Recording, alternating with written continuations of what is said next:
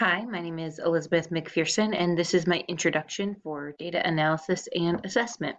So, a little bit about myself. So, I am married. My husband is active duty military, so we are stationed at Fort Riley, Kansas right now.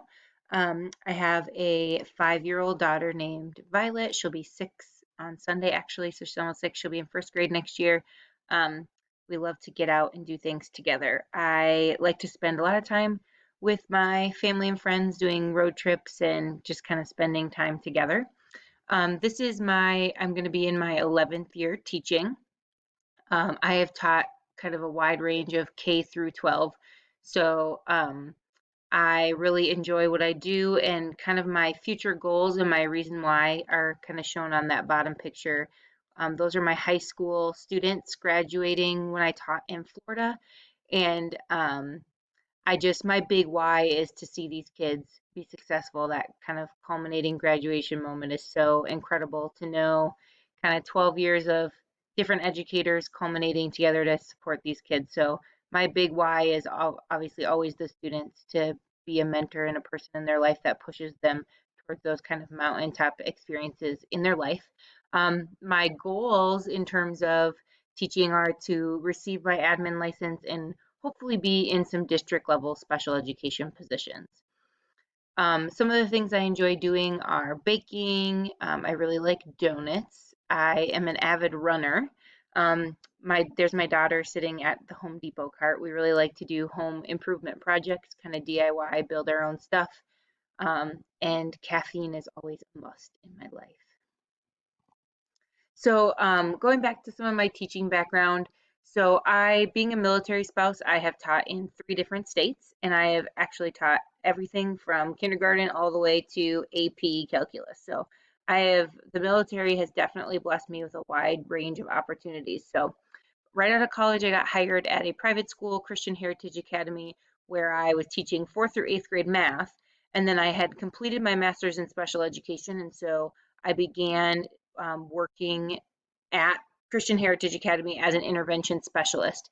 So I was serving all the kids grades K through 8 who were on an IEP, and we were doing all their math and reading minutes at the school. So I kind of transitioned from the math specialist to the special education intervention specialist. Once I did complete my special education degree, I went to Academy of Whole Learning. This is a school specifically for kids on the autism spectrum or with related disabilities.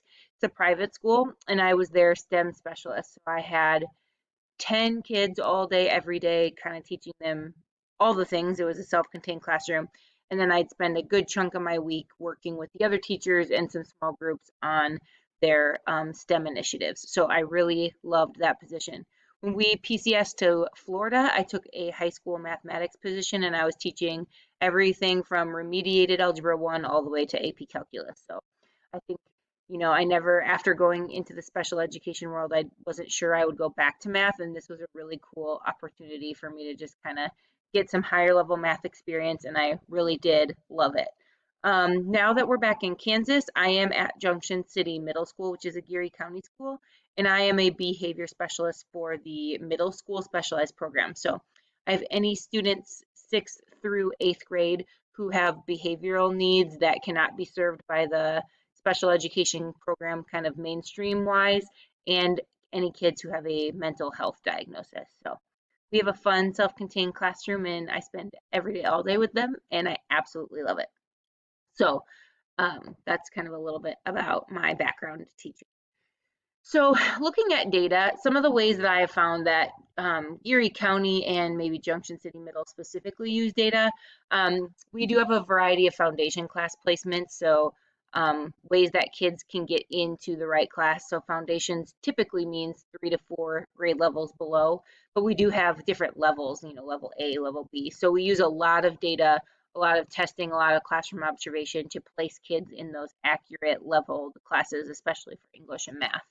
We obviously do the standardized testing, the Kansas state tests, things in our classroom, and use the data from that to make good judgment on education. We also, being a part of the specialized program, we use a lot of data to put kids into special education placements. This is kind of true across the board when kids are looking at special education placement in general, but being kind of a layer deeper in the specialized programs for our district, we really have to have a lot of data collection, a lot of proof of interventions, a lot of proof of academic need in order for them to get into certain programs. Our PLCs and teams use data to plan, lessons, testing, curriculum moving forward. We do a lot of communication with Fort Riley Middle, just kind of looking at data and seeing where the two middle schools compare. We use it for MTSS and behavioral strategies. We use a lot of data for teacher placements. Where do we need more teachers? Where do we need less teachers? What special education teachers do we need? Things like that. What schools need teachers?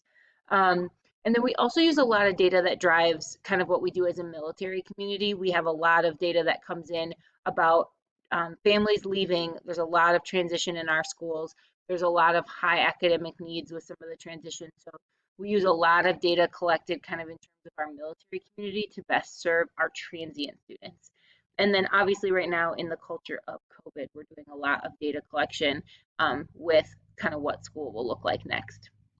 So personally, I have used data my entire career. It's like I get really giddy when I get some data back. So obviously, as a former math teacher, and then I was the math department head, we were consistently looking at data. State testing, scores, teaching AP calculus was a lot of looking at student performance, making sure they were on par with what was required for them to receive college credit.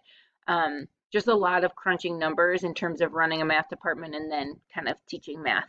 And now as a special education teacher, and even before, special education is a whole heaping lot of data, not only to just keep on track of what your kids needs, but for compliance and legal requirements, having the data that backs you up. So right now in my specialized programs, I'm collecting 4 data points every 10 minutes for every student. So I have like binders and binders full of data, but it is so cool when you put them in spreadsheets and you can start analyzing trends and see what kind of behaviors are affecting what kind of school scores, or what kind of XYZ. So it's actually a really cool thing. But I'm collecting data kind of nonstop as a special education teacher and trying to use it to drive IEP fidelity and compliance with the state.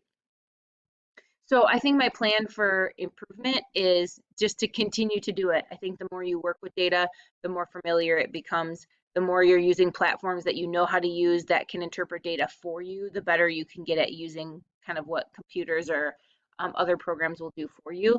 And then I think the bottom line is I always want to just continue to learn. So these graduate courses, doing any district level professional development, they might give you a lot of districts offer specific software for data. And so making sure that I go to those trainings and know how to use what's available to me, participating with my colleagues in collaboration in PLC groups to just make sure that we're all gathering data and we're all using it for all students.